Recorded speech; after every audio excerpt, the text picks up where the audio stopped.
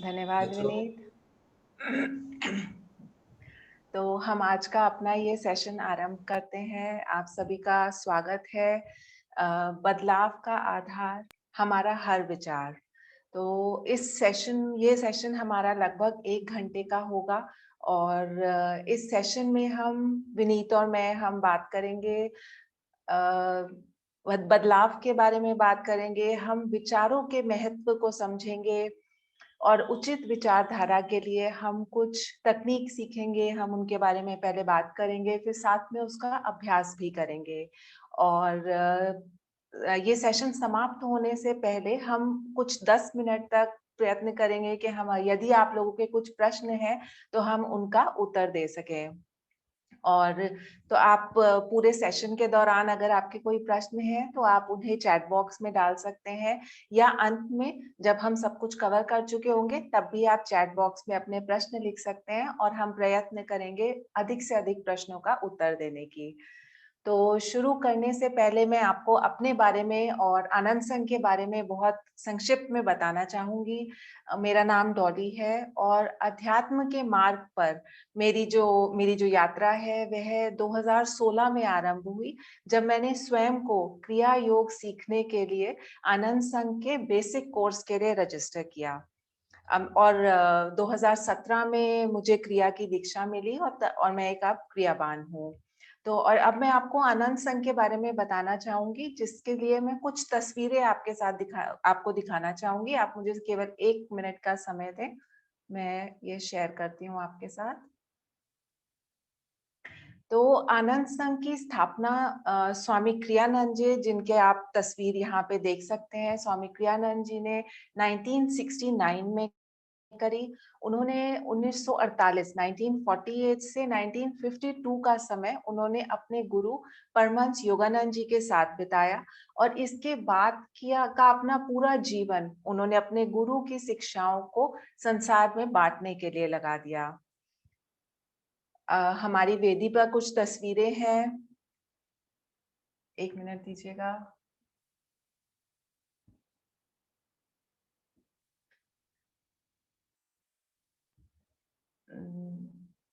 एक सेकंड, मैं आगे नहीं जा पा रही हूँ इसमें। ये तस्वीर है परमहंस योगानंद जी की। परमहंस योगानंद जी आनंद संघ में सभी के गुरु हैं और आपने इनकी लिखी पुस्तक एक योगी की आत्मकथा पढ़ी होगी, और अगर आपने ये नहीं पढ़ी है तो हम आपको सुझाव देंगे, सलाह देंगे कि इसे जरूर पढ़ें, क्योंकि योगानंद जी कहते हैं कि इस पुस्तक में उनकी वाइब्रेशंस है और आत्मबोध के मार्ग पर यह बहुत अधिक सहायता करती है। यह अगली तस्वीर योगानंद जी के गुरु स्वामी श्री युक्तेश्वर जी की है, यानी हमारे परम गुरु। यह तस्वीर है युक्तेश्वर जी के गुरु लहरी महाशय की। लहरी महाशय हम सभी के समान उन्होंने एक सांसारिक जीवन जिया और अपनी जिम्मेदारियां पूरी करने के लिए वह रेलवेज में अकाउंटेंट की नौकरी करते थे। और एक बार अपने कार्य के सिलसिले में ही उन्हें रानीखेत जाना पड़ा, जहां हिमालय में उनकी मुलाकात उनके गुरु महाअवतार बाबा जी से हुई। और इसी मुलाकात के दौरान महाअवतार बाबा जी ने लहरी महाशय को क्रिया की दीक्षा दी और साथ में एक जिम्मेदारी भी दी कि वह इस विज्ञान को संसार में फिर से ताजा करें, क्योंकि उस समय तक क्रिया योग का विज्ञान लुप्त हो गया था। यह तस्वीर है महाअवतार बाबा जी की। महाअवतार बाबा जी एक चिर आयु महान संत हैं और कहा जाता है कि वह आज भी हिमालय के में निवास करते हैं। यह तस्वीर है जीसस क्राइस्ट और श्री कृष्णा की। पर एक योगी की आत्मकथा कथा में परमहंस योगानंद जी ने लिखा है कि जीसस क्राइस्ट और श्री कृष्ण क्रिया योग जैसी तकनीकों में निपुण थे, और यहाँ पर यह तस्वीरें कुटस्थ चैतन्य का प्रतीक हैं। आनंद संघ में हमारी सारी शिक्षाएं परमहंस योगानंद जी की क्रिया योग की शिक्षाओं पर आधारित है। और अब हम बात करते हैं हमारे आज के विषय बदलाव का आधार हमारा हर विचार के विषय पर। तो बदलाव एक बहुत ही दिलचस्प शब्द है, एक इंटरेस्टिंग शब्द है। और अगर ये हमारा सेशन जो है ये ऑनलाइन ना होकर, अगर हम सब एक ही स्थान पर होते, एक छत के नीचे होते, और अगर ये प्रश्न किया जाता कि हम में से कौन-कौन लोग संसार में, समाज में, अपने परिवार में या स्वयं में कोई बदलाव करना चाहते हैं, तो वह हाथ उठाएँ। तो शायद हम सबके हाथ ऊपर होते, क्योंकि कहीं न कहीं, किसी न किसी स्तर पर हम सब बदलाव कर लाना चाहते हैं। और एक और इंटरेस्टिंग या अट्रैक्टिव बात बदलाव की ये है कि बदलाव को इससे कोई फ़र्क नहीं पड़ता कि हम बदलाव चाहते हैं कि नहीं चाहते हैं, क्योंकि बदलाव हर स्थिति में, हर समय चल रहा है और बदलाव प्रकृति का नियम है। तो हम चाहें या ना चाहें, बदलाव हमारे साथ हो रहा है, हर घड़ी हो रहा है। और यदि हम यह प्रश्न पूछे कि किस-किसने बदलाव को अनुभव किया है, चाहे उसका परिणाम सकारात्मक हो या नकारात्मक, तो वह बदलाव किसने अनुभव किया है, किसी भी स्तर पर, छोटे या बड़े स्तर पर, तो शायद हम सबके हाथ ऊपर होंगे, कोई भी नहीं बचेगा, क्योंकि हम सब ने बदलाव को अनुभव किया है। अब अगर हम थोड़ा-सा ये सोचें कि हम चाहे खुद चाहे या बदलाव हो रहा है, उसका मकसद क्या है? क्यों बदलाव हम सब चाहते हैं? तो बदलाव चाहने का कारण ये है कि हम सब ने अपने जीवन में बहुत सी चीजें प्राप्त की है, या हमने अर्जित करी है, मेहनत से कमाई है, या हमने बहुत सी चीजों को, चाहे वह भौतिक चीजें हो, हमारे जो मटेरियल थिंग्स जिनको हम कहते हैं वह हो, हमारे रिश्ते हो, हमारे मित्र हो, हमारा कुछ भी हमारे जीवन में हो, हमने बहुत सी चीजें अनुभव करी हैं और उनसे जुड़े आनंद को भी हमने अनुभव किया है। लेकिन इतना सब अनुभव करने के बाद भी हम कहीं न कहीं संतुष्ट नहीं हैं, या फिर यूँ कहिए कि हमारे हृदय में यह एक भावना है कि यह सब चीज़ें बेहतर करी जा सकती हैं। और उसी बेहतरी के लिए जब हम कुछ भी चाहते हैं, तो उसे बदलना चाहते हैं, ताकि हम और अधिक आनंद या संतोष, फुलफिलमेंट को अनुभव कर सकें। और यही कारण है कि हम बदलना चाहते हैं।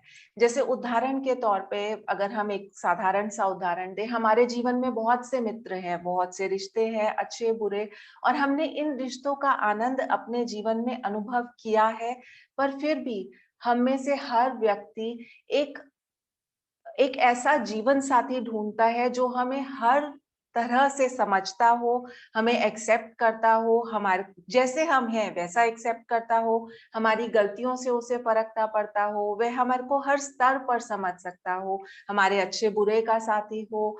ह तो हम ऐसे जीवन साथी या कंपेनियन की तलाश करते हैं।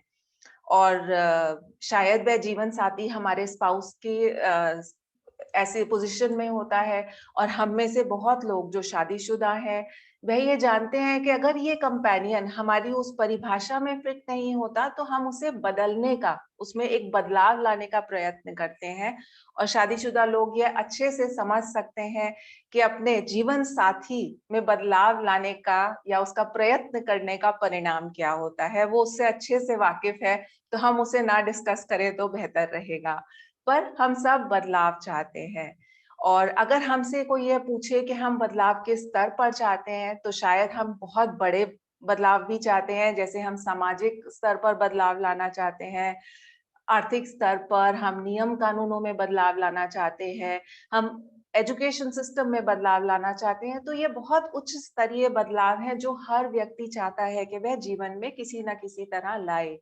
लेकिन जब हम एक आम मनुष्य के समान सोचते हैं कि हम एक आम आदमी हैं, हमारी ज़िम्मेदारियाँ हैं, हमारे परिवार की ज़िम्मेदारियाँ हैं, तो कहीं यह बदलाव हमें बहुत क्रांतिकारी महसूस होते हैं, और हम फिर ये कहते हैं कि चलो हम अपने से जुड़े चीज़ों में या वातावरण में, या जहाँ हमारा प्रभाव है, जो हमारा एरिया ऑफ इन्फ्लुएंस है, हम उसमें बदलाव लाने का प्रयत्न करते हैं।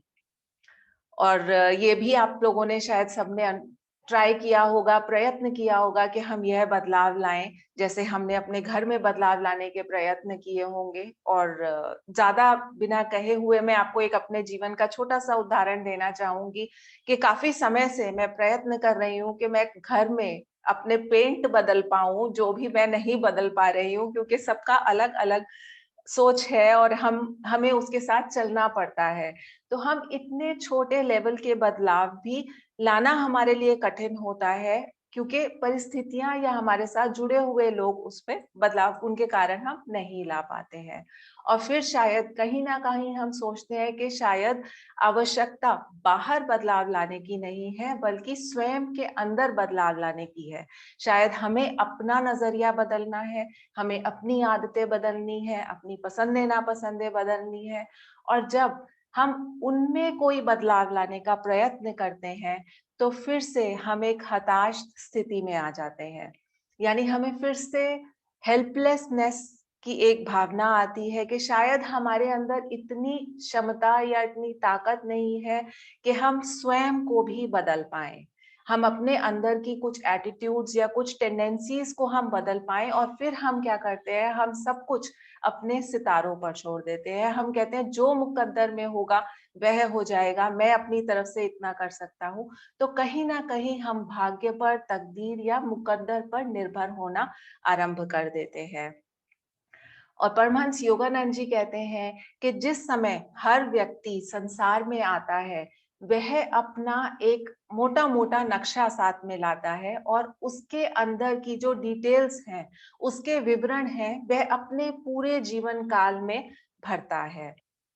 उस नक्शे के जो हाईवेज़ या बायपासेज़ हैं, जैसे मुख्य मार्ग या उपमार्ग हैं, वह उसके पैदा होने के समय पर निर्धारित होते हैं, वह पहले ही बन जाते हैं और उसको वैसे ही मिलते हैं। और यह मुख्य मार्ग या यह उपमार्ग उसके पूर्व जन्मों पर आधारित होते हैं, और उस व्यक्ति की विशेषताओं, उसके लक्षणों, उसके एटीट्यूड्स, टेंडेंसीज़, बिहेवियर्स के तौर पर, के रूप में सामने आते हैं।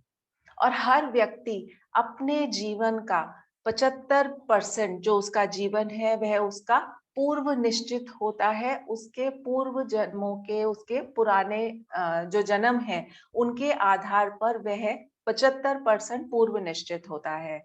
और जो बाकी का 25% होता है, वह उसे अपनी स्वतंत्र इच्छा से, स्वतंत्र इच्छा शक्ति से, पसंदों से वह उसका निर्माण करता है।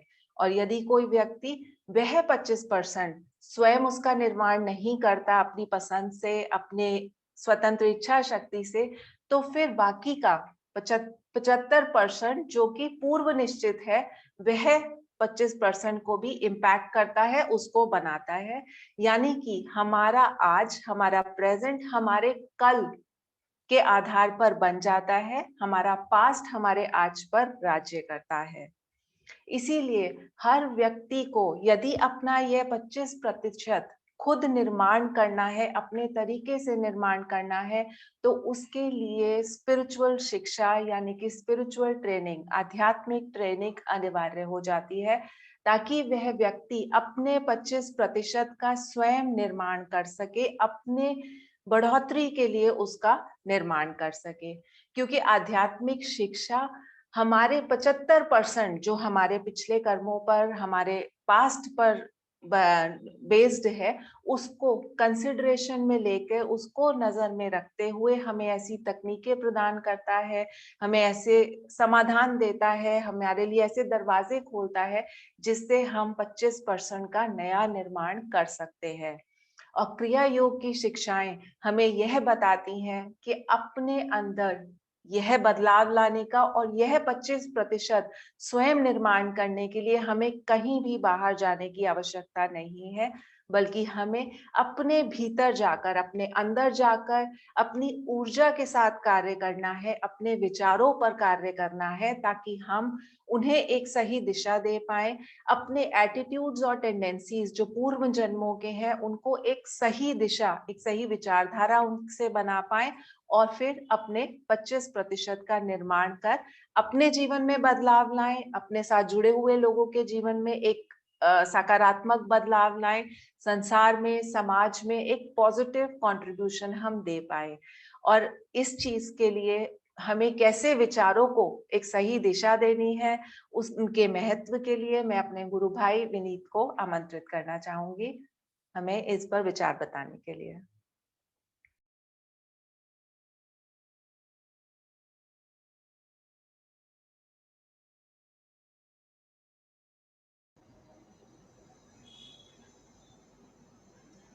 शुक्रिया। मेरा वॉल्यूम म्यूट पे था इसलिए मैंने अनम्यूट कर दिया।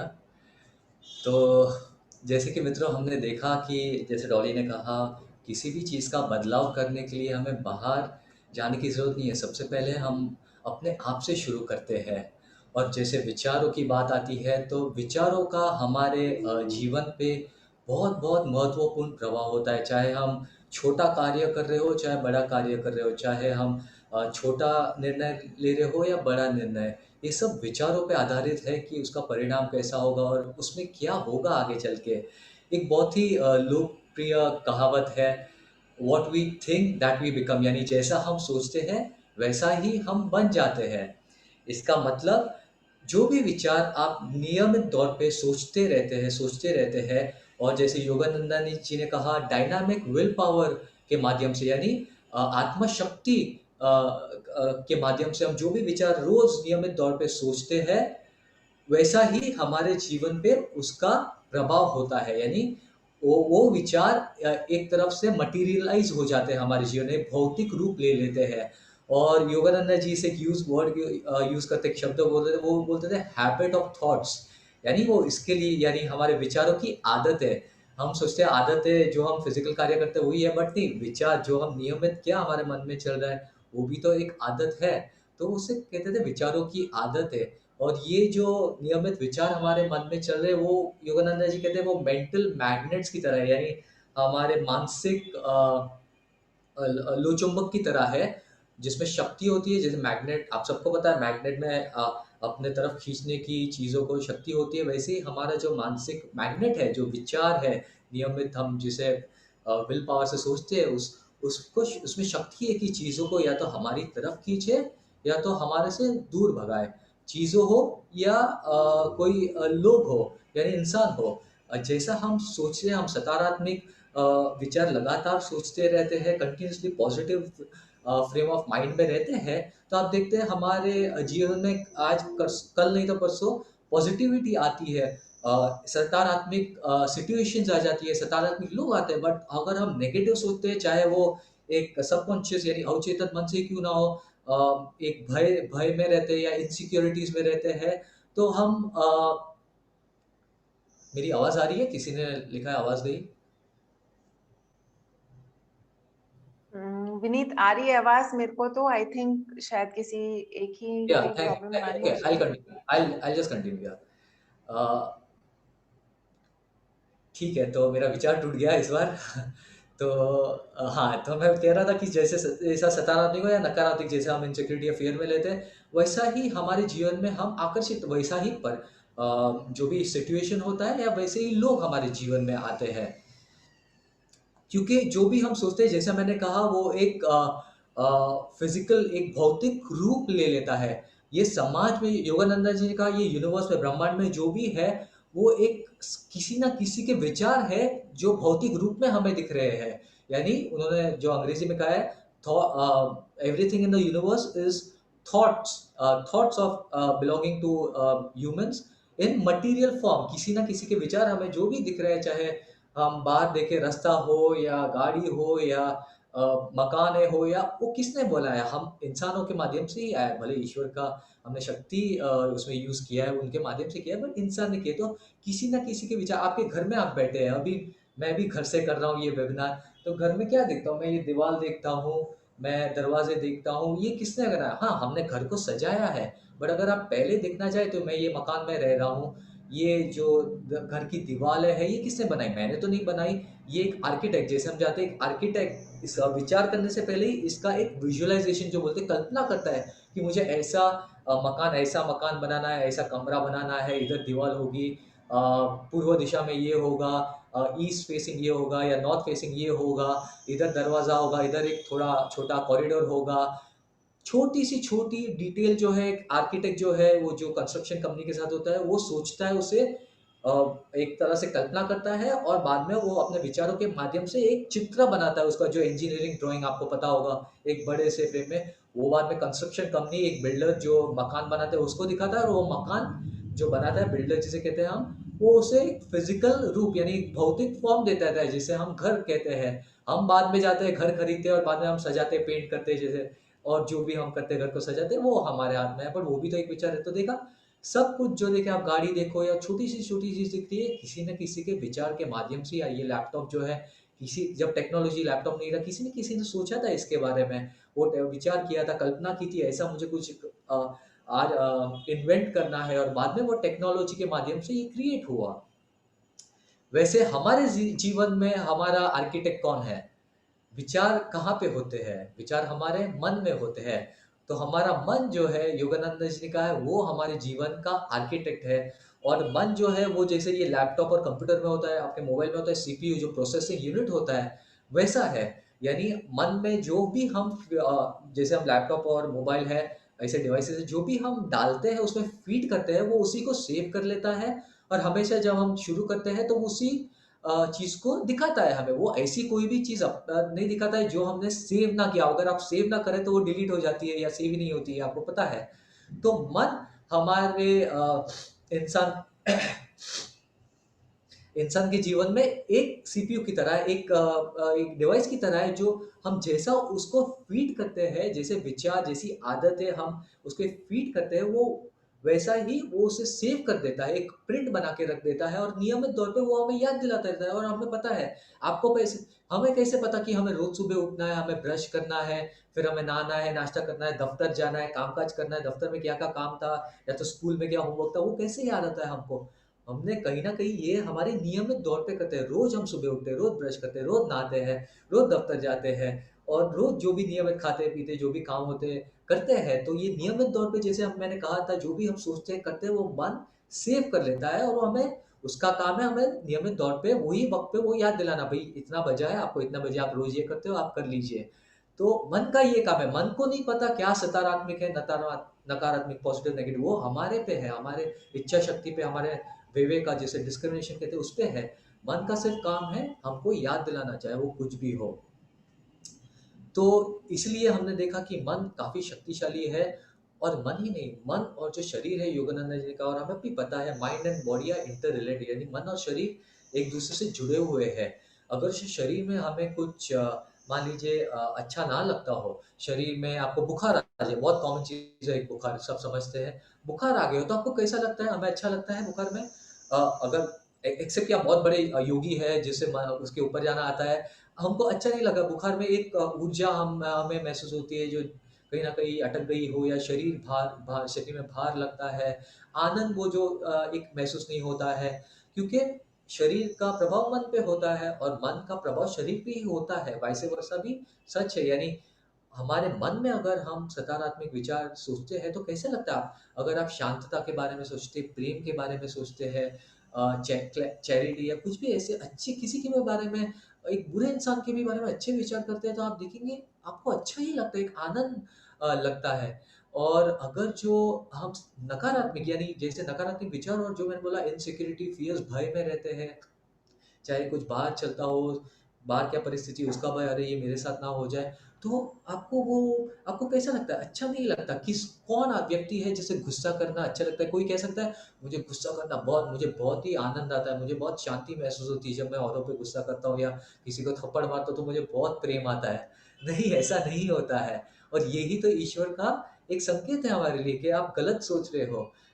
माइंड और body are interrelated, but और एक चीज जो हमारे संत ने प्रूव किया है, सब योगानंद जी और अन्य रिलीजन के और संत हो, माइंड जो हमें बोले थे, हम आजकल साइंटिफिक लैंग्वेज में बोलते हैं माइंड ओवर मैटर, यानी मन की शक्ति मैटर पे और शरीर पे। योगानंद जी ने भी ऐसी कई शक्तियाँ अपने जीवन में उसका एग्जाम्पल्स दिए हैं। मैं उसमें डिटेल में नहीं जाना चाहता हूँ, एक छोटी बात है। एक दिन बहुत वो ट्रेन से ट्रैवल कर रहे थे और गर्मी थी, बहुत गर्मी थी अमेरिका में जब थे वो, और सब लोग जो अमेरिकन्स भी है जो वहाँ से पले वहाँ पे ही पैदा हुए, वहाँ पे ही पले-बड़े, गर्मी से एकदम परेशान थे। योगानंद जी को भी पसीना आ रहा था, बट वो परेशान नहीं हुआ। उन्होंने आँख बंद करके उन्होंने प्रार्थना की। मैं इसमें डिटेल में नहीं जाना चाहता हूँ, बट सिंपल किया कि जो डिवाइन मदर जो माता है, उनको कहा कि जो आपकी ये ऊर्जा है जिसके माध्यम से मैं गर्मी महसूस कर रहा हूँ, वही माध्यम से मैं ठंडी भी महसूस कर सकता हूँ। और उन्होंने अपना मेंटल पावर यूज़ किया, माइंड को वो विचार से इतना एक पल में वो भर दिया वो विचार के कि उन्होंने कहा एक पल में ही उनको लगा कि उनके आजू-बाजू एक बर्फ आ गया है। यानी वो बर्फ के बीच में आ गए और उन्हें वही इतनी गर्मी में ठंडी का एहसास हुआ। ये एक संत थे, तो कोई लोग काफ़ी कहते थे कि वो तो संत थे, वो तो अवतार है, वो लोग कर सकते हैं, हम नहीं कर सकते। ये सोचना बहुत ही गलत बात होता है मित्रों, क्योंकि संत क्यों आते हैं? वो ईश्वर का संदेश लेके आते हैं। संत अपनी महानता दिखाने नहीं आते, क्योंकि वो लोग तो परम चेतना में ईश्वर से एक है। वो हमको दिखाने आते हैं कि हम कितने महान बन सकते हैं और हम क्या है, अभी हम हमारी शक्तियाँ क्या-क्या है। ये सब का प्रभाव हमारे पे हो ही नहीं सकता अगर हमारा मन पावरफुल हो। इसका मैंने भी अपने जीवन में छोटा-सा एक्सपेरिमेंट हम करते रहते हैं। मैं भी एक 8 साल के ऊपर से क्रियाबद्ध हूँ, क्रिया का शिक्षा करता हूँ, नियमित ध्यान साधना करता हूँ। तो मुझे भी एक दिन बुखार आ गया था, तो मैंने लगा अरे यार! मैं तो काफ़ी सालों से इतना अच्छी खासी ध्यान साधना कर लेता हूँ। बुखार आ रहा है और थोड़ा ही बुखार था, इतना नहीं था, ज़्यादा है, बट थोड़ा ही बुखार आता है तो शरीर भारी हो जाता है, ऐसा लगता है ऊर्जा नीचे पैरों में लगती है एकदम। और ऐसे हम कितना एक चेंज होता था, एक पल में आनंद में होते हैं हम एकदम दुर्बल जैसे दिख जाते हैं, जैसे कि बुखार बहुत ज़्यादा हो। तो मैंने बोला यार, योगानंद जी ने कहा तो मन तो बहुत पावरफुल होता है, यानी अभी मेरे में कुछ गड़बड़ है। तो मैंने भी योगानंद जी की तरह एक अफ़र्मेशन यूज़ किया और बोला प्रार्थना की कि मेरे मेरे शरीर में कोई बुखार नहीं है, मैं एकदम स्वस्थ हूँ, आनंदित हूँ, और ऐसे ही बैठा रहा। पर उसका कुछ फ़ायदा नहीं हुआ। आधा घंटा गया, 1 घंटा गया, बुखार तो और जैसे कि मुझे दुर्बलता महसूस हुई। तो मैंने बोला यार, ये क्या गड़बड़ कर रहा हूँ, मैं ध्यान साधना कर सकता हूँ, ये कुछ तो मैं गलत कर रहा हूँ। तो मैंने ये नोट किया, भले मैं एक इंटेलेक्चुअल दौर पे तो मैं ये अफ़र्म कर रहा हूँ कि मैं स्वस्थ हूँ, मैं सही हूँ, मैं एकदम बराबर हूँ, और उसके बाद मैं क्या कर रहा हूँ? मैं तो ऐसे ही बैठा हूँ, लेटा था ऐसे ही, जैसे मुझे एक तरह से बुखार है, वैसे ही मैं उसी स्टेट में, उसी स्थिति में लेटा था। तो मैंने सोचा शायद इधर गड़बड़ हो रही है मुझसे। चेतन मन से मैंने सोचा, एक विवेक का डिस्क्रिमिनेट किया। जब मैं पूरी तरह स्वस्थ होता हूँ, तो मैं क्या करता हूँ? कैसे बिहेव करता हूँ? कैसे उठता हूँ? कैसे बोलता हूँ? कैसे चलता हूँ? और उसको मैंने रेप्लिकेट किया, वैसे ही मैं उठ गया, भले जो भी हो, थोड़े हमारे पास स्पेशल एक्सरसाइज़ेज़ भी है वो किए, और थोड़ा अच्छा लगा और ऊर्जा बढ़ाई, और तो भी बुखार था और अच्छा नहीं लग रहा था। मैंने वही कार्य किए जो मैं एकदम स्वस्थ होता हूँ तब करता हूँ, वही कोशिश किया, वही विल पावर से, आत्मा-शक्ति से सभी कार्य करने लगा, और कार्य में अपने आप को डाल दिया। जैसे हमारे ये कार्य है या जो भी और कुछ डे टू डे कार्य है, भले नीचे जाने का, चलने का मन नहीं करता है, नहीं वहाँ तक कौन जाएगा ये लेने के लिए, बट वैसे ही मैंने बिहेव किया इंटेलेक्चुअली, जैसे जैसे मैं एकदम स्वस्थ होता हूँ वैसे। और 1-2 घंटा बीत गया और मैंने देखा मुझे पता ही नहीं चल रहा मुझे बुखार है, और मुझे ये कॉन्शियसली याद आ गया कि एकदम कुछ अलग ही लगता था। ऐसे एक ऊर्जा भी महसूस हो रही थी, एक तो आनंद भी महसूस होने लगा था। टेक्निकली मेरे शरीर में था बुखार, ऐसा नहीं बोल रहा कि बुखार एकदम गायब हो गया, बट मुझे पता ही नहीं लगा। मुझे एक्चुअली झाँकना पड़ा कि है कि नहीं बुखार, और था बुखार, ऐसा नहीं था। बट ये देखते हैं, हम भले बोलते हैं अरे चलिए मैं ये अफ़र्म कर लेता हूँ, बट सबकॉन्शियसली हम वो हमारे कार्य नहीं करते, वैसे हम बोल के बैठ जाते हैं, वो एक गलती करते हैं जो मैंने अपने जीवन में देखा है। हमें वैसे ही बर्ताव करना चाहिए जैसे सब पॉज़िटिव हो, जैसे कुछ नहीं हुआ हो, और मन को बिज़ी रखना चाहिए। हम डे टू डे तौर पे मेडिकल साइंस में भी आपने देखा है, ऐसे कई एग्ज़ाम्पल्स है, मैं संतों की बात नहीं कर रहा, मेडिकल साइंस को देखिए, जैसे लोग को जानलेवा बीमारी थी, कैंसर जैसी बीमारी है, ऐसे कितने एग्ज़ाम्पल्स है, जहाँ डॉक्टर ने बोला कि शायद ये 2-3 महीने से ज़्यादा जी नहीं पाएगा।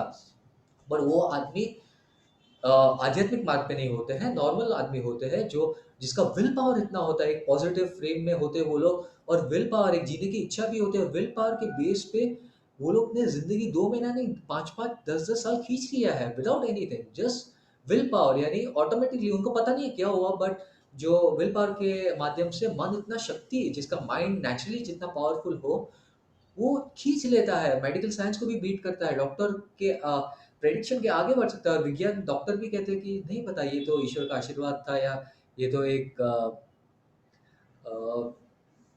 एक एक क्या बोलते हैं, मैजिक हो गया, एक बहुत ही मैजिक हो गया उनके जीवन में।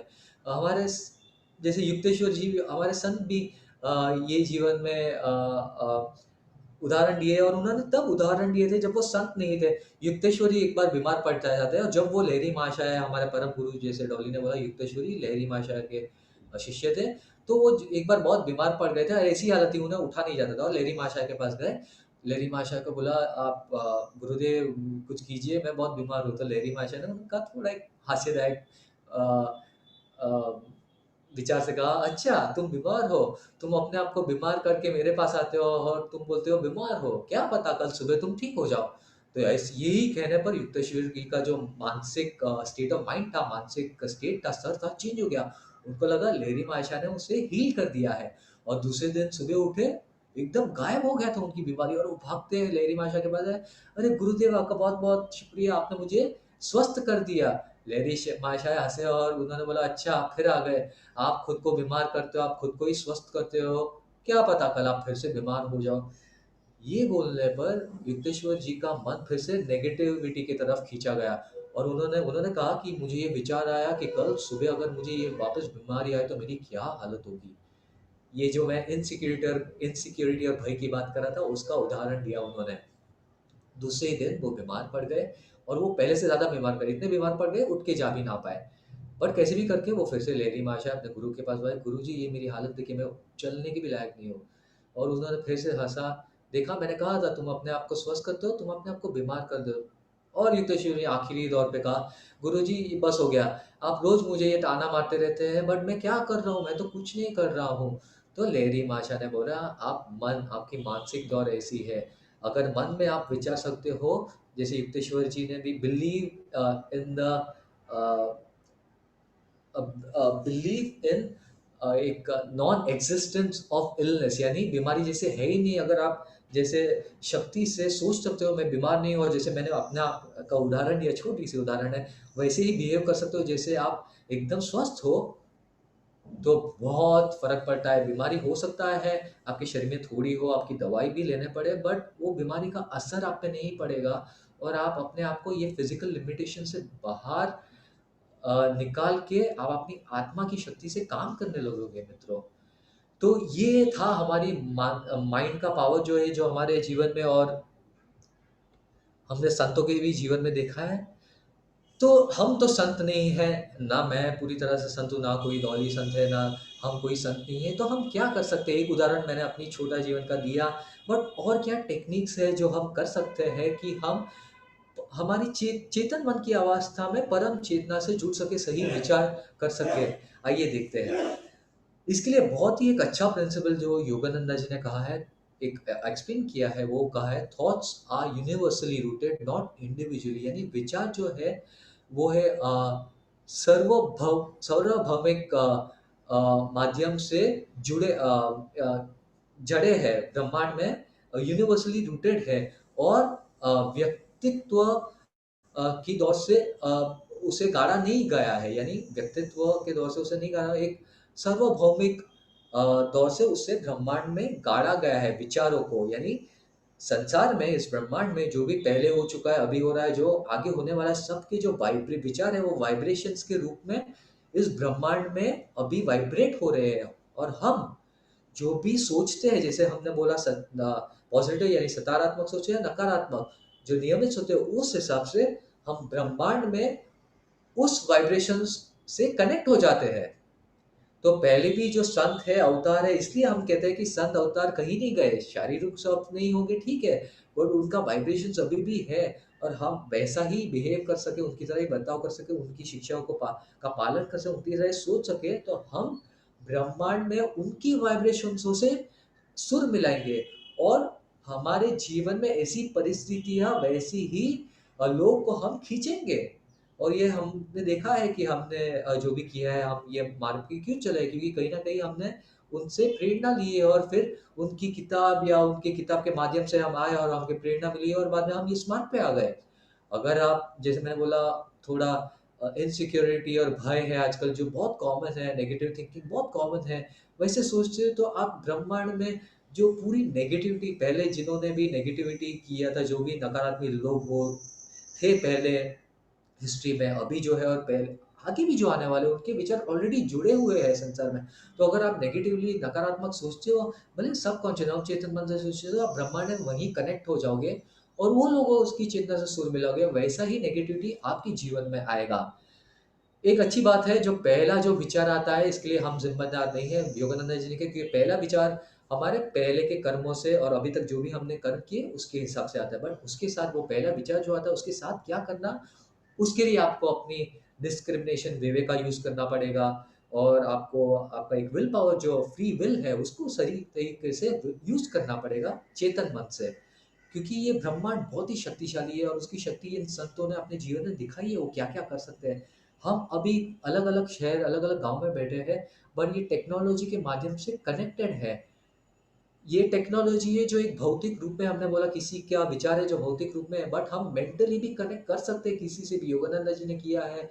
आप एक योगी की आत्मकथा देखिए, मेंटली उन्होंने ऐसे लोगों से भी कनेक्ट किया है जिनकी मृत्यु हो गई हो और उनका अगला जीवन कहाँ होने वाला हो उन्होंने पता लगाया है सिर्फ माइंड। ये फिर से ये हमारी भी शक्ति है, ऐसा नहीं है कि सबकी शक्ति है, बट हमें इसे डेवलप करना पड़ेगा। आगे जाते हैं, दूसरी बात है environment is greater than will power, यानी हमारा जो एनवायरनमेंट है वो हमारे इच्छा शक्ति विल पावर से ज़्यादा शक्तिशाली है। अभी मैं मेंटल एनवायरनमेंट की बात करता हूँ। मेंटली हमें सकारात्मक सोचना है, एक चीज़। दूसरी चीज़, हमें उन लोगों से और उन परिस्थितियों में उन लोगों से खास करके दूर रहना है जो बहुत नकारात्मक हो, जिनकी एक चेतना बहुत ही नकारात्मक हो। और हमारा उत्तरदायित्व यही है, हम जैसे मैंने बोला ब्रह्मांड की पॉजिटिविटी, जो भी पॉजिटिव चीज़ें हो रही है, सकारात्मक चीज़ें हो रही है दुनिया में, उसमें सुर मिलाइए। आजकल मित्रों डिजिटल एज है, हम सभी डिजिटल पूरे टाइम मोबाइल लैपटॉप के माध्यम से सब कुछ करते हैं, और मैं कहता हूँ बहुत सारी नेगेटिविटी है, बहुत सारा मीडिया है, पॉलिटिकल है या खेल-कूद के माध्यम में भी देख लो, छोटी-छोटी बात पे सब लोग जजमेंट देते हैं।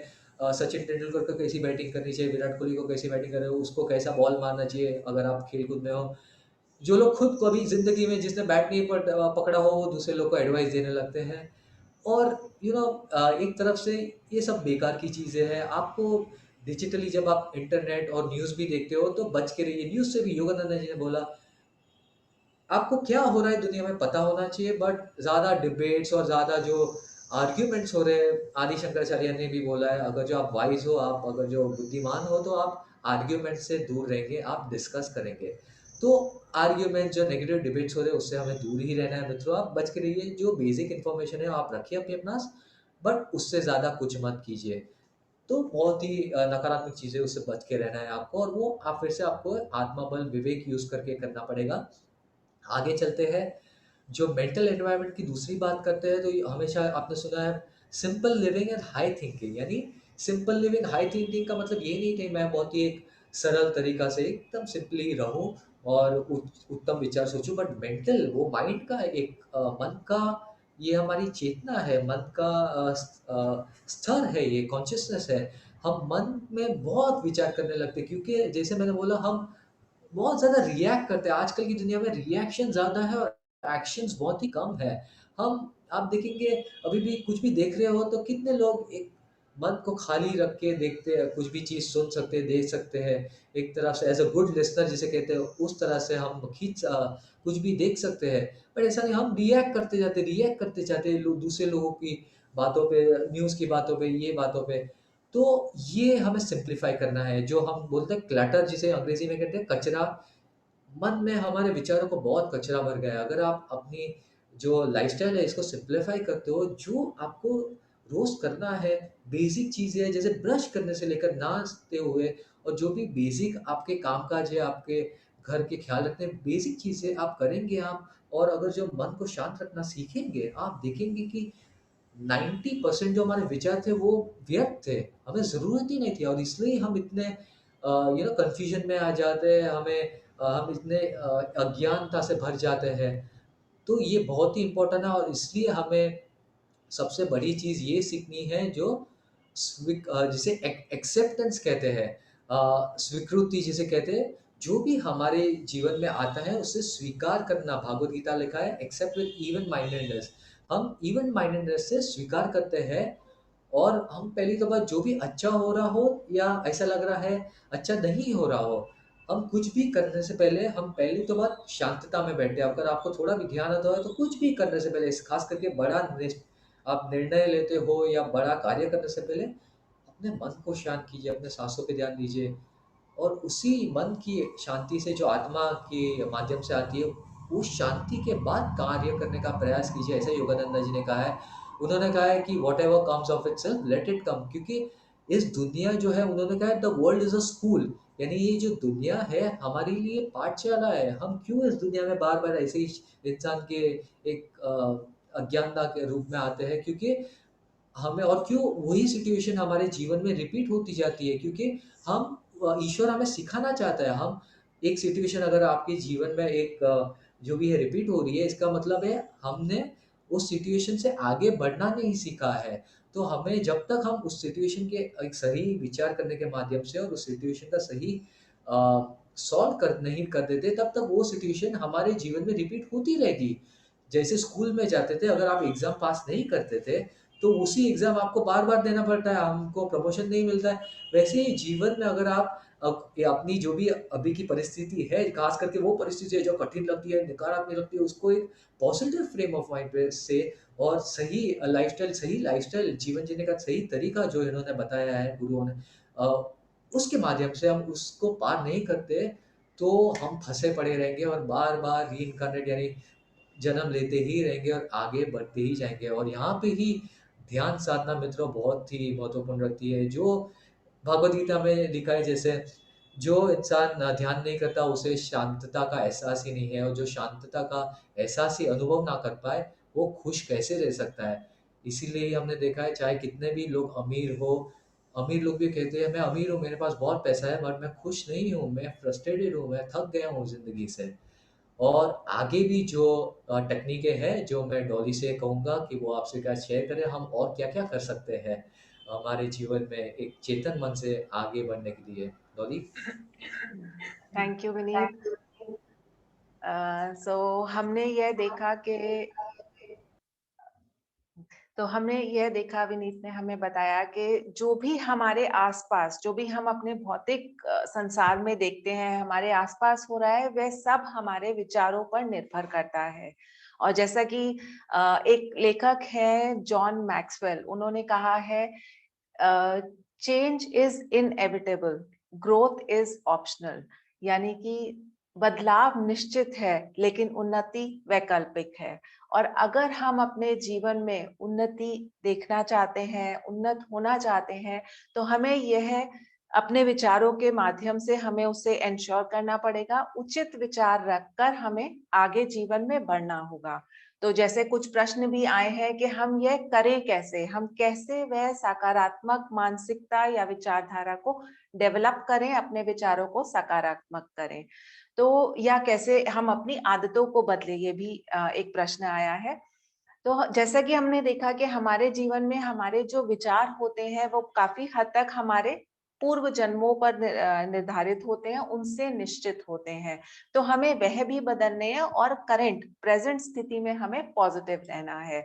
तो अपने विचारों को, विनीत ने हमें यह भी बताया कि शायद हमारा पहला विचार हमारे पूर्व जन्मों के हमारे एटीट्यूड्स, टेंडेंसीज से आता है, और हम उससे क्या करते हैं वह हमारी विल पावर पर निर्भर करता है, वह हमारे 25% का भाग है। तो सबसे पहले जो भी चीज में हमें बदलाव लाना है, जैसे उदाहरण के तौर पे हमें अगर बहुत गुस्सा आता है और हम उसको बदलना चाहते हैं, तो हमें उसकी जो ऑपोजिट क्वालिटी है, जो उसकी ऑपोजिट विपरीत विशेषता है, उस पर ध्यान केंद्रित करना है। जैसे अगर हम यह कहते रहेंगे हमें गुस्सा नहीं करना, हमें गुस्सा नहीं करना, तो हमारा सेंटर या हमारा कंसंट्रेशन फिर से गुस्से पर ही है, और हम गुस्सा कम करने के बजाय गुस्से को शायद बढ़ा लेंगे। लेकिन हमें फोकस करना है, कंसंट्रेट करना है उसकी विपरीत विशेषता यानी आनंद पर और शांति पर। तो हमें ऑपोजिट क्वालिटी पर हमें फोकस करना है।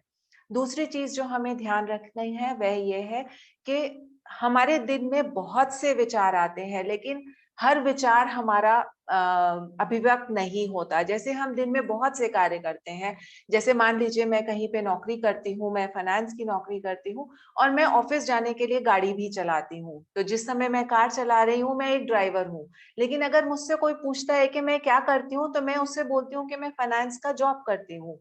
तो हम जिस विचार को ऊर्जा देते हैं, वही विचार हमारी अभिव्यक्त होता है या हमारी वास्तविकता बनता है। तो हम जिस विचार को ऊर्जा देंगे, वही हमारे लिए मैनिफेस्ट होगा, हमारे जीवन में आगे आएगा। तो हमें यह भी ध्यान रखना है। अब हम ये अपनी आदतें या अपने विचारों को सकारात्मक कैसे करें?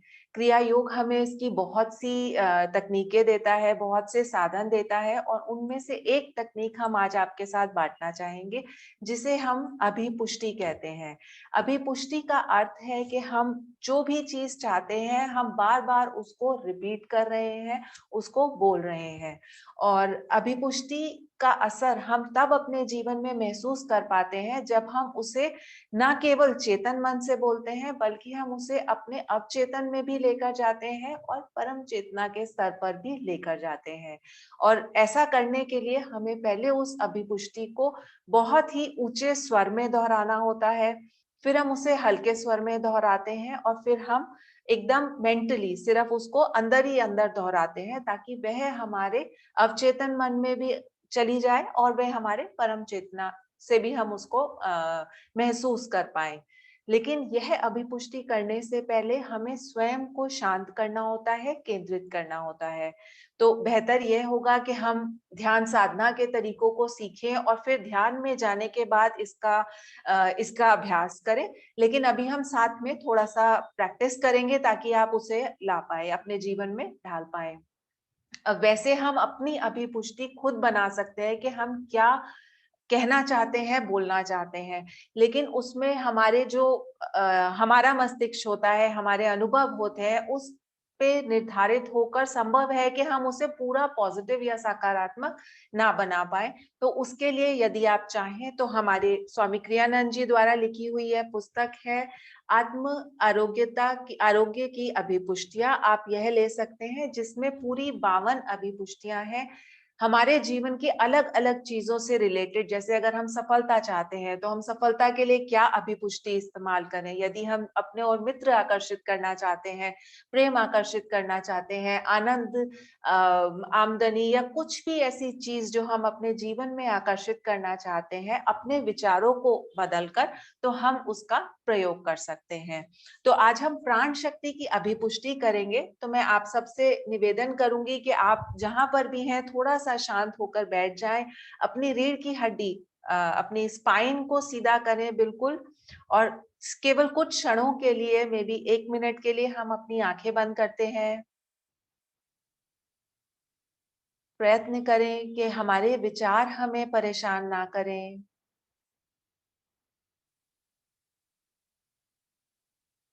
अपने ध्यान को जहां भी आप हैं उस कमरे से बाहर लेकर जाएं और प्रयत्न करें बाहर की आवाजों को सुनने का।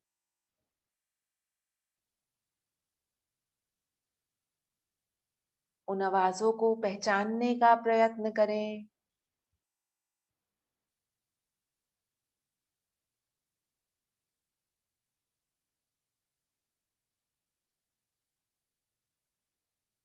अब अपने ध्यान को कमरे के भीतर लेकर आए और प्रयत्न करें कमरे के भीतर की आवाजों को सुनने का। जो भी आवाजें आप सुन पा रहे हैं, उन्हें पहचानने का प्रयत्न करें, उन्हें एक्नॉलेज करें।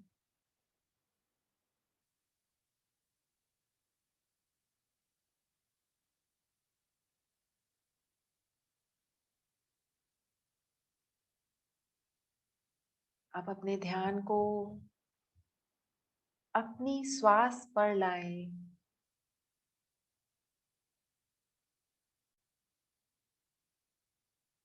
और शरीर में जहां भी आपको श्वास अनुभव हो,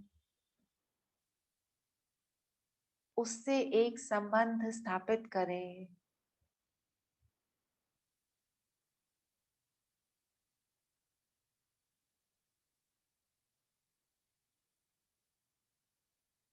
महसूस करें कैसे हमारा पेट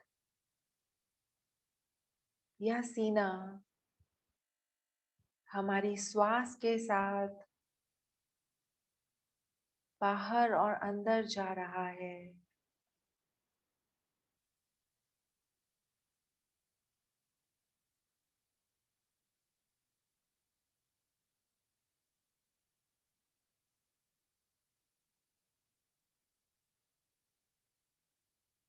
अब प्रयत्न करें श्वास को अपनी नासिका में महसूस करने का।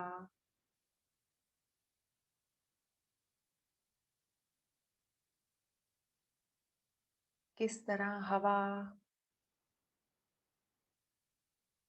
हमारी नाक में प्रवेश कर रही है और बाहर जा रही है।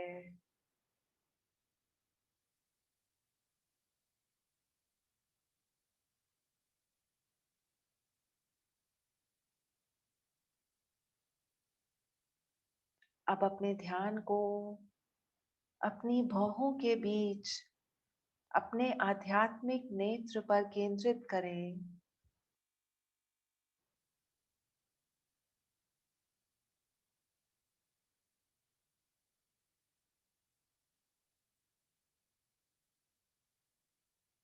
आपको एहसास होगा कि हम पहले से शांत हैं।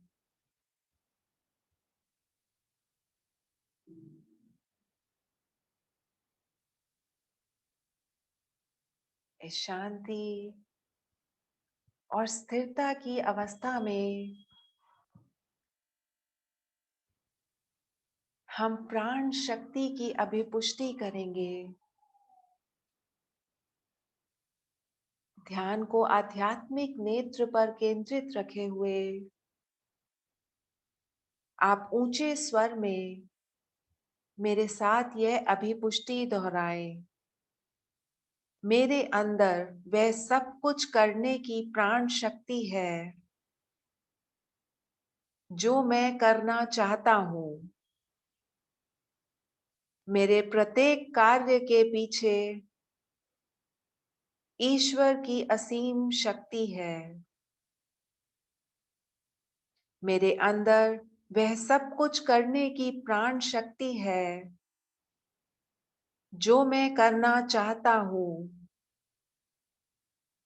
मेरे प्रत्येक कार्य के पीछे ईश्वर की असीम शक्ति है।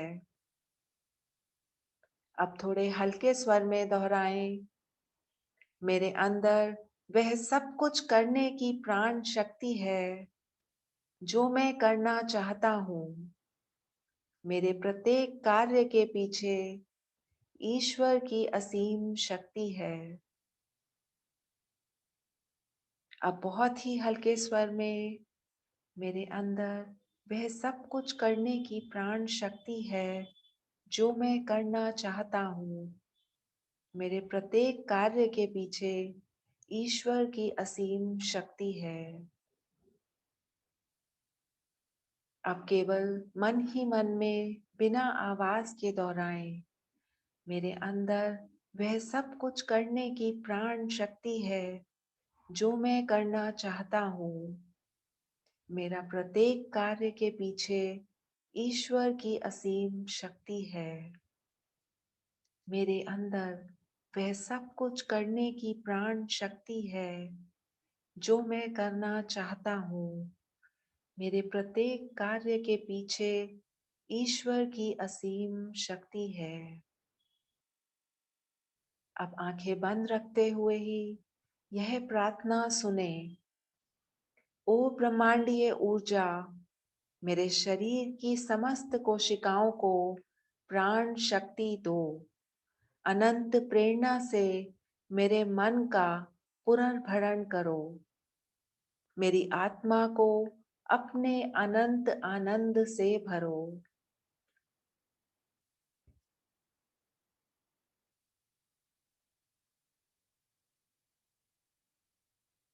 अब ओम के उच्चारण के साथ हम यह ध्यान समाप्त करेंगे। ओम।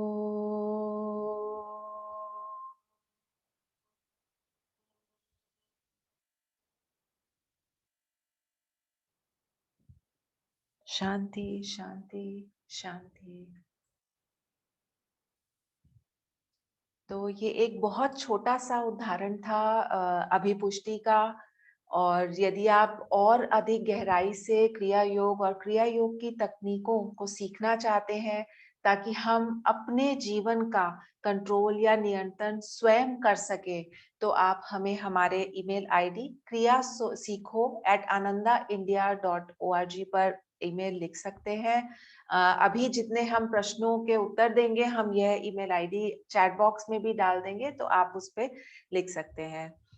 तो हम कुछ प्रश्न देखते हैं। एक शायद सतीश जी का प्रश्न था कि हम अपनी गलत आदतें कैसे छोड़ें। तो शायद उनको उसका उत्तर मिल गया होगा। विनीत, अगर आप कुछ ऐड करना चाहें तो। नहीं, आई थिंक हमने जो बोला था उसमें थोड़ी टेक्निक्स थी। जैसे हमने बोला गलत आदत, क्योंकि बाहर का भी बहुत प्रभाव हम पे पड़ता है। जैसे मैंने कहा कि वो environment is better than will power. I think तो अगर हमारा एक आई मीन ये थोड़ा रिलेटेड टॉपिक है, बट हमारी एक आदत है, हमने देखा है, डॉली को भी पता है, इस we are not good listeners, है ना। हम कभी भी कुछ भी चलता है तो हम हमारा ध्यान भटकता रहता है। और कॉमन प्रश्न ये होता है कि थॉट्स को कंट्रोल कैसे करें। तो उसका भी जवाब आई थिंक वही है जैसे मैंने बोला था। गीता में भी श्री कृष्ण ने साफ लिखा है, जो थोड़ा सा भी मेडिटेशन ध्यान नहीं करता वो शांतता को अनुभव नहीं कर सकता, और जो शांतता को अनुभव नहीं कर सकता वो खुश नहीं रह सकता। तो विचारों को कंट्रोल करने का, अगर आप हम इंटेलेक्चुअली विचारों को कंट्रोल करने का प्रयास करेंगे तो आप वो नहीं होगा। यानी ऐसा नहीं कह सकते मैं विचारों को कंट्रोल करूंगा और हो जाएगा, विचार मन फिसल जाएगा हाथ से। हमें बेसिक ध्यान तो करना ही होता है, थोड़ा मेडिटेशन, थोड़ा ध्यान, जितना भी समय हो उस हिसाब से। जैसे जैसे हम वो करते जाते हैं, हम देखते हैं कि हम अपने बारे में बहुत कुछ सीखते हैं, जो हमारे सत्य के बारे में। और उस हिसाब से विचार और ये जो पॉजिटिविटी है वो हम सीख जाते हैं कि कैसे पॉजिटिव फ्रेम और माइंड में भी रहे, क्योंकि हमारे विचार भी शांत हो जाते हैं। और दूसरी चीज़ें हमने लेक्चर के द्वारा भी बताई है। और ये हम एक प्रश्न और है कि हम अपने थॉट्स को कैसे कंट्रोल करें। तो यह जो तकनीक है, थॉट्स को कंट्रोल करने के लिए हमारे जो क्रिया योग का मार्ग है उसमें बहुत सी तकनीकें सिखाई जाती हैं, क्योंकि हमारा पूरा जीवन थॉट्स पर ही आधारित है। तो आप वहाँ सीख सकते हैं। होंगसो टेक्निक है जो हम उसमें सिखाते हैं। हमारा जो बेसिक कोर्स है वह ऑनलाइन भी होता है और आप उसके लिए रजिस्टर कर सकते हैं। लेकिन अभिपुष्टि भी एक बहुत अच्छा तरीका है अपने विचारों को रोकने का, नहीं बल्कि उन्हें सही दिशा देने का। तो रोकने की तकनीक में भी हम किसी और अपने सेशन में जरूर सिखाएंगे, लेकिन आप क्रिया के कोर्स के लिए एनरोल करके भी सीख सकते हैं। और मैंने, किसी ने पुस्तक का नाम दोबारा पूछा था तो मैंने चैट में डाल दिया है, मगर मैं फिर भी एक बार आपको दिखाना चाहूंगी। आत्म आरोग्य की अभिपुष्टियां, तो यह पुस्तक है। आप इसे ऑनलाइन जाकर हमारी वेबसाइट से ऑर्डर कर सकते हैं। तो अगर कुछ लोग, हमारा सेशन वैसे समाप्त हो चुका है पर हम प्रश्न उत्तर के लिए अभी कुछ समय तक और हैं, तो यदि किसी को कुछ और, हम आपकी कमिटमेंट है तो आप जरूर वेबिनार से एग्जिट कर सकते हैं, पर हम प्रश्न उत्तर के लिए अभी हैं कुछ समय के लिए। मेडिटेशन और साधना में एग्ज़ाम के प्रिपरेशन में लेज़ी क्यों फ़ील करता हूँ? गौतम, मेरे को उसका नाम गौतम जी, स्लाइटली इंडिविजुअल सवाल है, हमें समझना पड़ेगा आप क्या कैसे मेडिटेशन करते हो, क्या करते हो, बिकॉज़ मेडिटेशन और साधना से ऊर्जा मैंने मैंने भी अपना एग्जांपल आई थिंक डॉली वो करेक्ट वो फीवर के टाइम का एग्जांपल दिया। तो उससे ऊर्जा बहुत बढ़ जाती है और हाँ, आप सुस्त होने लगते हो। तो हमें समझना पड़ेगा कि आप क्या मेडिटेशन कर रहे हो, कैसे कर रहे हो, क्योंकि जब तक हम नहीं समझेंगे आप कैसे कर रहे हो, कुछ गलती हो रही है। अगर आप बोल रहे हो आप मेडिटेशन कर रहे हो और आप लेज़ी फील कर रहे हो, उसका मतलब कुछ गलती कर रहे हो आप। तो Dolly how can he contact us? उनको कॉन्टैक्ट करने का पड़ेगा आपको या वो हाँ, आप ईमेल मुझे ईमेल हाँ, ईमेल कर ईमेल करेक्ट, सकते हैं। ईमेल दिया है गौतम जी, और आप ईमेल कर दीजिए। एक छोटी-सी चीज़ मैं बस आपको बताऊँगी कि ध्यान साधना का मकसद हमारी कंसंट्रेशन को, हमारी एकाग्रता को बढ़ाना होता है। और अगर हम एकाग्रता नहीं बढ़ा पा रहे हैं, तो शायद जैसा विनीत ने कहा, हम कहीं कुछ गलत कर रहे हैं। क्योंकि इन सब ये जो हमारी तकनीकें हैं, उससे हम देखते हैं कि पढ़ाई में, हमारी कंसंट्रेशन में उन्नति होती है, यानी हम बेहतर कर पाते हैं। जो कार्य एक व्यक्ति शायद 2 घंटे में करता है, ध्यान साधना करने वाला व्यक्ति वही कार्य कम समय में, कम एफर्ट के साथ में कर सकता है। तो आप ज़रूर हमें अलग से लिख दीजिए, तो हम आपके प्रश्न का उत्तर ज़रूर देंगे। सूरत में सेंटर किसी ने पूछा है, मेरे को आइडिया नहीं विनीत, अगर आपको आइडिया है उस साइड तो? अहमदाबाद, अहमदाबाद में, सूरत में नहीं है। अहमदाबाद में है, सूरत में सेंटर नहीं है। तो अभी सूरत से हमारा जो कोर्स चलता है, सूरत से काफ़ी लोग आते हैं रेगुलरली कोर्स में। मेरा अभी भी जो बैच चला है उसमें 2 जन सूरत से ही है, तो वो लोग ऑनलाइन करते हैं। बट अहमदाबाद में सेंटर है, जहाँ कभी-कभी अहमदाबाद और सूरत थोड़ा दूर है, ज़्यादा दूर नहीं है। बट आपको कोर्स करना हो तो आप डेफ़िनिटली ऑनलाइन वो मैं रिकमेंड करूँगा, क्योंकि वो हर चालू होते हैं और अभी भी हमारे जैसे बोला सूरत से काफ़ी लोग हैं, मैं जानता हूँ। तो डेफ़िनिटली ऑनलाइन मैं रिकमेंड करूँगा। महाराष्ट्र में कहाँ है? मुंबई में है हमारा, महाराष्ट्र में, पुणे में है। अ, मुंबई, पुणे और शायद मुंबई और पुणे ही है। हाँ, डॉली और कोई नहीं याद आ रहा ना? मुंबई, पुणे मेरे मुझे को नहीं सॉ पता। हाँ, याद मेरे को भी नहीं उस साइड का आइडिया नहीं है। एक नहीं, प्रश्न है कि ऑफिस टाइम में कैसे अपने कार्यों को अभिव्यक्त करें, क्योंकि उस समय शांत तो नहीं बैठ सकते। बहुत उचित प्रश्न है ये कि हम जब अपने रोजमर्रा की जीवन व्यतीत करते हैं, जब हम अपने दिनचर्या में उलझे होते हैं, उस समय हम कैसे शांति बनाए रख सकते हैं अपने भीतर, या कैसे हम इन सब चीजों को अपने डेली एक्टिविटीज में रिफ्लेक्ट कर सकते हैं।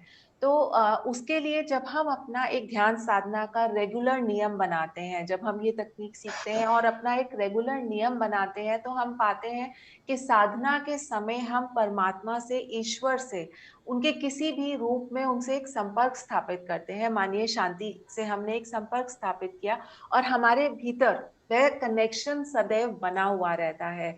और जब हम अपनी रोजमर्रा की जिंदगी जीते हैं, ऑफिस का कार्य करते हैं, स्कूल की पढ़ाई करते हैं, या कुछ भी हम कार्य करते हैं, तब हमें केवल कुछ क्षणों के लिए सिर्फ आंखें बंद करने से हम इंस्टेंटली वो कनेक्शन दोबारा स्थापित कर पाते हैं। और जैसे ही हम वो कनेक्शन स्थापित करते हैं, क्योंकि हमने उसे अपनी गहरी ध्यान साधना में अनुभव किया है, तो हम इंस्टेंट उसका बेनिफिट ले पाते हैं। और जब परिस्थितियां विपरीत होती हैं या हमारे मुताबिक नहीं होती हैं, हम उनमें भी स्वयं को केंद्रित रख, शांत रख, उनसे हम डील कर पाते हैं। और तब हम पाते हैं कि हमारे परिणाम जो हैं, उनके, उन परिस्थितियों के परिणाम या जो कार्य हम कर रहे हैं, वह पहले से बेहतर होना शुरू हो जाते हैं। क्योंकि तब हम शांति से अपने केंद्र में रहकर निर्णय लेते हैं, जो कि हमारा रिएक्शन नहीं होता बल्कि हमारा रिस्पॉन्स होता है। हम सोच समझ कर हर परिस्थिति में अपना बिहेवियर जो है हम वो कर पाते हैं। तो वो इंस्टेंट हमको हेल्प हमें जो होती है वह मिल जाती है। तो शायद मैं आपके प्रश्न का गौतम जी नहीं, दीपेंद्र जी, उत्तर दे पाई हूँ। अगर विनीत आप कुछ ऐड करना चाहें तो? आई थिंक मैं वही बोलूँगा, प्रश्न काफ़ी होते हैं और ऐसा लगता है कि कभी-कभी छोटे हर एक चीज़ के लिए अलग-अलग प्रश्न है, हर एक चीज़ का कुछ एक अलादीन का चिराग ना मिल जाए मुझे उसमें मेरे को कुछ हम हमारा ये नेचर है, हम भी, मैं और ओली भी ऐसे ही करते थे कि हम शॉर्टकट चाहिए। बट मित्रों, मैंने जो देखा है ध्यान साधना से बड़ा शॉर्टकट क्यों नहीं है? ऐसा लगता है कि ध्यान साधना बहुत बड़ी चीज़ है। आपको कुछ भी चाहिए, ऐसा नहीं है कि हम लोग सन्यासी बन जाने वाले ध्यान साधना से, ज़रा भी नहीं। ये बहुत ही एक अज्ञानता वाली बात है जो मेरे भी मित्रों कहते हैं, अरे ये तो नहीं, इनफैक्ट आपको जीवन की परिस्थिति यानी जीवन में जो कुछ भी चाहिए, चाहे आपको आपके आपके बिजनेस में, आपके ऑफिस में बेहतर करना है, कैसे करेंगे? जिस व्यक्ति का मन शांत नहीं होगा वो उसका एनर्जी ऊर्जा जो है वो भटकती रहती है। जिसका मन शांत होता है वो कुछ भी कर सकता है। आपने खेल-कूद के उसमें भी देख लिया हो, जो एकदम फ़ोकस कॉन्सन्ट्रेटेड रहते हो, अगर आप क्रिकेट देखते हो या फुटबॉल कुछ भी देखते हो, जो भी एकदम जिसका फ़ोकस हो, और जो लोग अच्छे नहीं करते उसका कंसंट्रेशन ब्रेक हो रहता है, इसलिए क्योंकि भटकती रहती है। ध्यान साधना, जो भी हम बेसिक ध्यान साधना है वो आपको सारी चीज़ों में हेल्प करेगा। ऐसा नहीं है कि कुछ आध्यात्मिक है, क्योंकि अध्यात्म मतलब स्पिरिचुअलिटी है क्या? स्वामी जी ने बोला, it takes us to our own nature, यानी हमारा जो स्वभाव है उसकी ही हमें परख कराता है स्पिरिचुअलिटी, ध्यान साधना। और हम जैसे हमने कहा है कि अ, उसके ही माध्यम से हम सारे हमारे जीवन के सारे क्षेत्र में अच्छा हो जाता है। ऐसा नहीं है कि सिर्फ एक ही क्षेत्र अच्छा होगा और दूसरा अच्छा होता है, क्योंकि जिसका मन शांत होता है वो सभी चीज़ों में अच्छा कर पाता है। एक प्रश्न है, हमेशा पॉजिटिव कैसे रहें? तो हमेशा पॉजिटिव रहने का वही तरीका है कि आप अगर सीखें ध्यान साधना, वह अच्छा है, नहीं तो आप अभिपुष्टि, सकारात्मक अभिपुष्टि को अपने जीवन का एक हिस्सा बनाएं। ध्यान कर कर अभिपुष्टि जरूर करें, लेकिन दिन भर में आपको जब भी ऐसा लगता है कि आपके पास समय है, मान लीजिए आप गाड़ी चला रहे हैं, कहीं कतार में खड़े हैं, तो कोई भी एक सकारात्मक अभिपुष्टि को अपने अंदर चलने दें, ताकि वह आपकी वास्तविकता बन जाए। और जब हम सकारात्मक अभिपुष्टि हर समय करते हैं, तो हम देखते हैं कि हम वो सकारात्मकता का एक ऑरा, जो मैग्नेटिज्म की बात विनीत ने कही थी, वो एक सकारात्मकता का एक ऑरा हम अपने आसपास क्रिएट कर लेते हैं, बना लेते हैं, और फिर वो मैग्नेट की तरह सकारात्मक चीजों को अपनी ओर आकर्षित करता है। और यही एक जो मूल मंत्र जिसे हम कह सकते हैं, वह है कि हमें अपनी ऊर्जा को, अपने भीतर विचारों को सकारात्मक रखना है।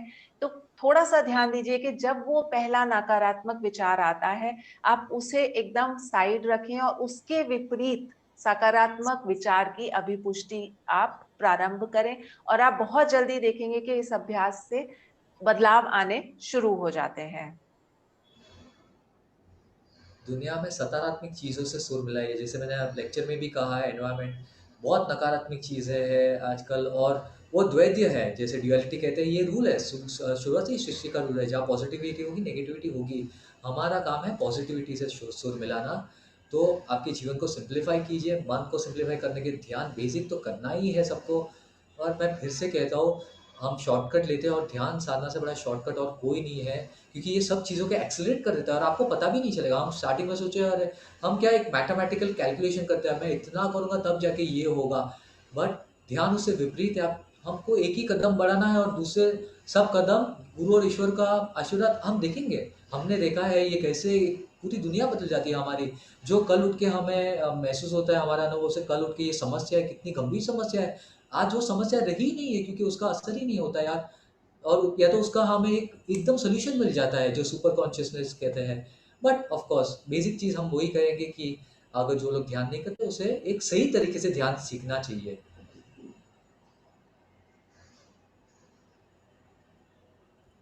एक प्रश्न और है कि ध्यान करते हैं लेकिन उसका निरंतर मतलब रेगुलर प्रैक्टिस कैसे बनाई जाए?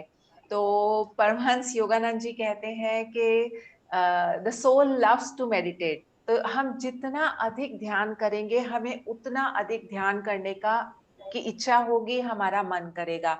तो जरूर हमें प्रारंभ में एक बहुत ज्यादा विल पावर, इच्छा शक्ति डालनी पड़ती है, लेकिन यदि आप यह प्रयत्न करें कि बहुत लंबे ध्यान के लिए ना बैठे, आप जितनी देर भी गहरा ध्यान कर सकते हैं, खुशी से ध्यान कर सकते हैं, उसका अभ्यास बनाएं। शायद वो शुरुआत में 5 मिनट हो, 10 मिनट हो, आप उस ध्यान के लिए जरूर बैठें और धीरे धीरे आपका वो एक रूटीन बनना आरंभ हो जाएगा। और आप, यदि आप आनंदा के साथ जुड़े हैं या जुड़ सकते हैं, तो जो हमारी ग्रुप मेडिटेशंस की क्लास होती हैं, ऑनलाइन चलती हैं, फेसबुक पे रोज होती हैं, आप उनके साथ जुड़ने का प्रयत्न करें, क्योंकि जो ग्रुप एनर्जी होती है, हम जब साथ में साधना करते हैं तो उसका प्रभाव बहुत अधिक होता है, हम सबकी ऊर्जा को वह ऊपर लेके जाती है। तो आप उससे जुड़ने का प्रयत्न करें। विनीत, अगर जैसे आप आप, कुछ ऐड करना चाहें। नहीं मैं तो वही बोला, ध्यान या जो भी है, जैसे आपने कहा कि अगर बड़ा समय कभी कभी होता है कि अरे मेरे पास सिर्फ अभी 10 मिनट ही बाकी है तो ध्यान नहीं कर सकता हूँ, मैं तो 20 मिनट ध्यान करता हूँ मान लीजिए। तो नहीं, आप 5 मिनट कर लीजिए ध्यान। वो 10 मिनट क्यों बेकार है? 10 मिनट ध्यान के लीजिए। मैं तो ऐसे ही आज मैं इतने सालों के बाद इतना ही बोल सकता हूँ, जैसे हम ब्रश करना इतना आसान है, खाना खाना इतना आसान हो गया है, ध्यान भी वैसे ही आसान हो जाता है। आपको ऑफ कोर्स आपको एक व्यक्तिगत आपको एक नेचुरल क्या बोलते हैं इंट्यूशन भी आएगा कब क्या करना है। तो एक हमारी इंडिविजुअल ये भी है, जर्नी भी है जो बोलते हैं। बट मैं नहीं लगता, मुझे नहीं लगता ब्रश करने और खाना खाने और ध्यान में कुछ ज़्यादा फ़र्क लगता है आजकल, क्योंकि एक जैसी आदत बन जाती है सब कुछ सरल हो जाता है जीवन में। और ध्यान से रिलेटेड कुछ पर्सनल सवाल है तो मैं विनती करता हूँ कि आप पर्सनली कांटेक्ट करें हमें, क्योंकि हम पर्सनली देखना चाहेंगे कि आप क्या करते हैं, कौन सा ध्यान करते हैं, कैसे करते हैं। तो हम इधर उसका जवाब नहीं दे पाएंगे। हाँ डॉली, आप कुछ। एक प्रश्न ये है कि होंग सॉ की करने के बाद में हमें ध्यान कहाँ पर रखना है, सांसों पर, हृदय पर या कुटस्थ पर? तो हम पूरे ध्यान में प्रयत्न यही करते हैं कि हमारा ध्यान हम यहाँ पर केंद्रित रहे, अपने कुटस्थ चैतन्य भौहों के बीच पे हम अपने ध्यान को केंद्रित रखें। तो आप वही कर सकते हैं। एक मैं और मैं मैं इनको एडवाइस, आई डोंट नो होंग्स उनको कैसे पता है, अगर जो उन्होंने इधर से सीखा है तो मैं एडवाइस दूंगा आपके गाइडेड मेडिटेशंस भी होते हैं किसी का, बिकॉज इसमें चीज़ें हैं, थोड़ी दृष्टि भी एक इम्पॉर्टेंट है। तो मैं एडवाइस दूंगा एक गाइडेड मेडिटेशन, या आप किसी से संपर्क कर सकते हैं। ईमेल ईमेल आप डॉली जी ने दिया है, हम आपसे संपर्क करेंगे। आपका नंबर छोड़ दीजिए ईमेल में, चलिए तो आपको मेडिटेशन के बारे में कुछ गाइडेंस चाहिए तो हम I think Dolly we can contact them, is that right? Contact. Contact या कर सकते हैं, आप अपना नंबर भी दे सकते हो चाहिए तो ईमेल में, हम आपको कॉन्टैक्ट करेंगे, ठीक है? क्रिया योग मनोज जी का प्रश्न है कि वह सीखना चाहते हैं। मनोज जी, मैं आपको कहूंगी कि आप एक बार क्रिया सीखो एट ananda.india.org, जो मैंने चैट बॉक्स में भी डाला था, आप उस पे अपनी रिक्वेस्ट भेज सकते हैं। तो आपको मैंने फिर से एक बार अभी अभी दोबारा मैंने वो पेस्ट किया है, तो आप इस पर एक ईमेल डाल दीजिए और आपके पास लिंक आ जाएगा जिसमें आप रजिस्टर कर सकते हैं। बहुत लोगों के प्रश्न थे कि ये रिकॉर्डिंग शेयर होगी कि नहीं, तो कुछ एक दो दिन या मंगलवार तक शायद आप लोग को ये रिकॉर्डिंग मिल जाएगी, जिसमें आप अभिपुष्टि का जो तकनीक हमने प्रैक्टिस किया, यदि आप चाहें तो उसे दोबारा देख सकते हैं। आई थिंक या चैट बॉक्स में वापस उन्होंने डाल दिया है। आप अगर जो अभी भी नहीं सीखना चाहे, अगर आपको लगता है 1 महीने बाद, तो अभी से ही ये।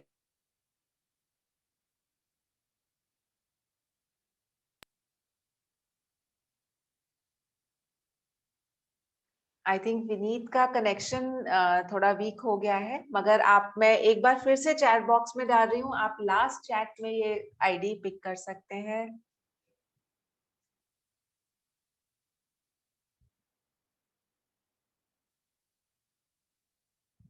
तो हम आशा करते हैं कि आप सभी को आज के सत्र में आनंद आया होगा, और अब हम आपसे इजाजत लेना चाहेंगे, और आपकी कोई भी अगर प्रश्न है तो आप वो भेज सकते हैं।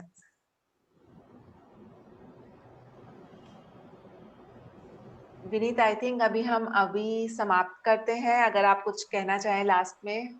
नहीं, मैं डिस्कनेक्ट हो गया था शायद 2 सेकंड के लिए, मेरे को लग रहा है फ्रीज हो गया था हाँ फोन जी, में जो। हाँ हाँ, आपका आई फ्रीज हो गया थिंक था। हमने कवर अप कर लिया है, और जिनको और जानकारी चाहिए, पर्सनल सपोर्ट चाहिए, उनको हम हमेशा वो उनका। अम, विनीत, अगर आप चाहें तो अपना पर्सनल आईडी भी डाल सकते हैं। एक किसी का वो आया है कि हम अपना ईमेल आईडी दे दें, तो मैं अपना मेल आईडी भी दे रही हूँ।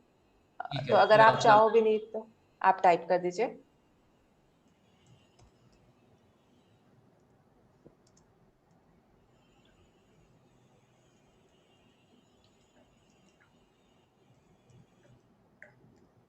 मैं अपना नाम और उसके बाजू में ईमेल आईडी देता हूँ।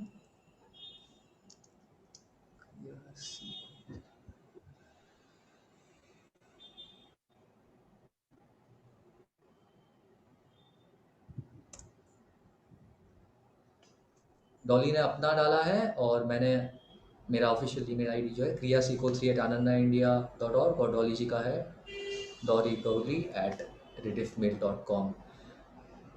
तो मित्रों, आई think Dolly I will wrap it up, हम या लोग इधर। बहुत बहुत धन्यवाद आपका इस कार्यक्रम में आने का, और बहुत अच्छा लगता है आपके साथ और हम आशा करते हैं कि आप थोड़ा बहुत ध्यान साधना तो सीख ही जाएंगे इसके बाद। और जो भी समस्या होगी, आप ये जो भी ईमेल्स है, हम अगर आपने नोट डाउन नहीं किए तो हम एक 5 सेकंड और रुकते हैं, आप नोट डाउन कॉपी पेस्ट कर सकते हैं नोट पैड पे।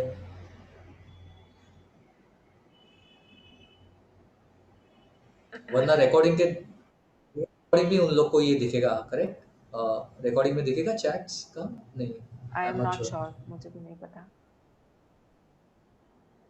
चैट बॉक्स में कोई ईमेल नहीं दिख रहा है? आई तो डोंट नो, आई हमें तो थिंक दिख रहा है। नहीं, आई थिंक हम लोग जब मेल आएगी उसमें हम मेंशन करा देंगे, तो उसमें हम ईमेल आईडी मेंशन करा देंगे।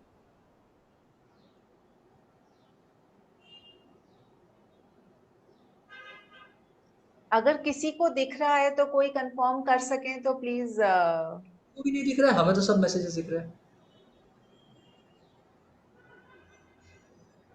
मेधा said will send with recording, ठीक है।